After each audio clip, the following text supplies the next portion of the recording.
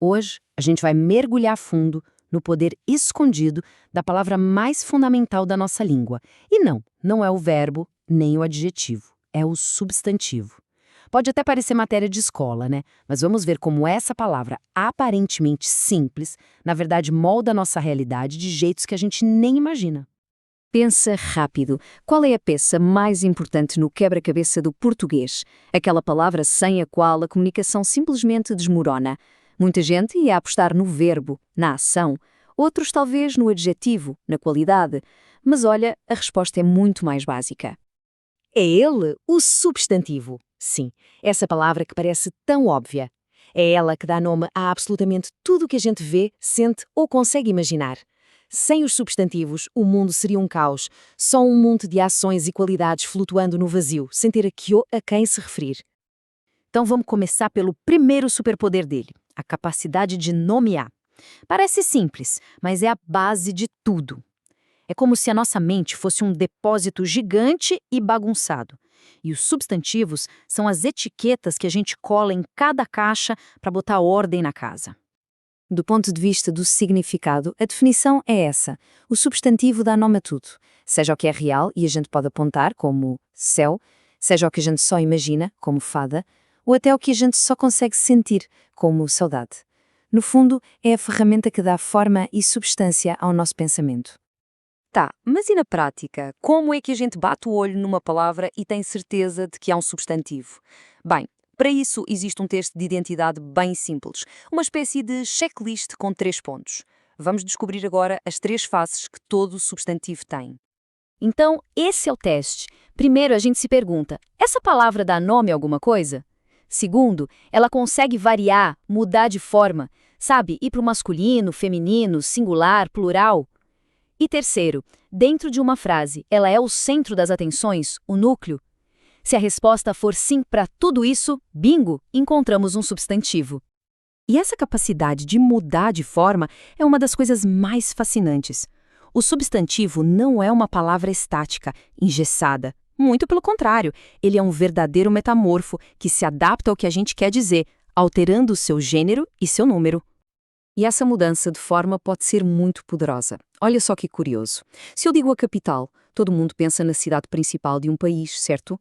Agora, se eu só troco o artigo e digo o capital, pronto, o assunto virou dinheiro, bens. É a mesmíssima palavra, mas uma simples mudança de género criou 2 mundos de significado completamente diferentes.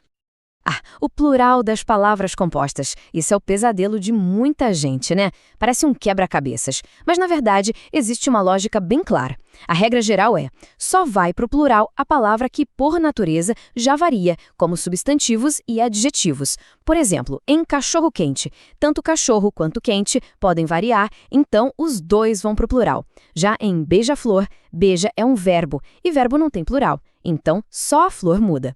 A lógica está escondida nos detalhes. Se a gente já achou impressionante ele mudar de forma, espere só para ver o poder mais incrível de todos, a substantivação. É aqui que o substantivo age como um verdadeiro camaleão, pegando qualquer outra palavra da língua e transformando ela em um nome, um conceito. Vamos pegar a palavra amar. Na sua essência, é um verbo, é uma ação. Mas agora, olha a mágica. A gente coloca um simples artigo na frente e pronto. O amar já não é a ação, é a ideia da ação. O verbo se transformou num conceito, virou um substantivo. Isso mostra o quão flexível e poderosa é a nossa língua. Vamos tentar de novo. A palavra amanhã. Originalmente é um advérbio, certo? Só marca o tempo. Mas quando a gente diz um amanhã, a gente transforma essa palavra.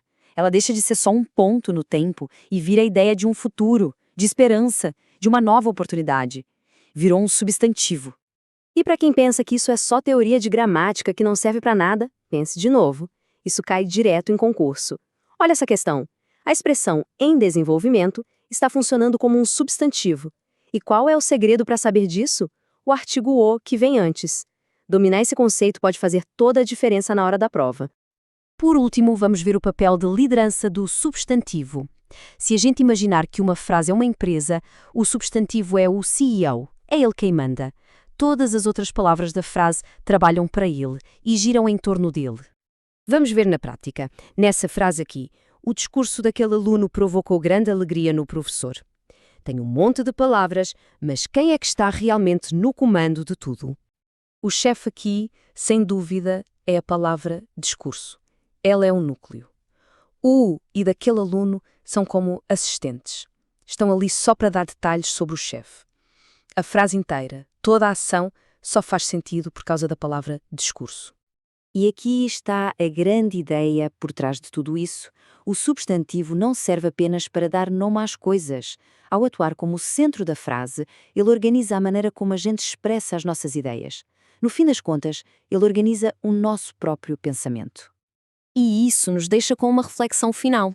O facto de que qualquer palavra pode, de repente, se tornar um substantivo, mostra que as regras da linguagem são muito mais flexíveis do que a gente pensa. Se tudo pode ser transformado num conceito, num nome, então quais são os verdadeiros limites da nossa capacidade de criar significado? Fica a pergunta no ar.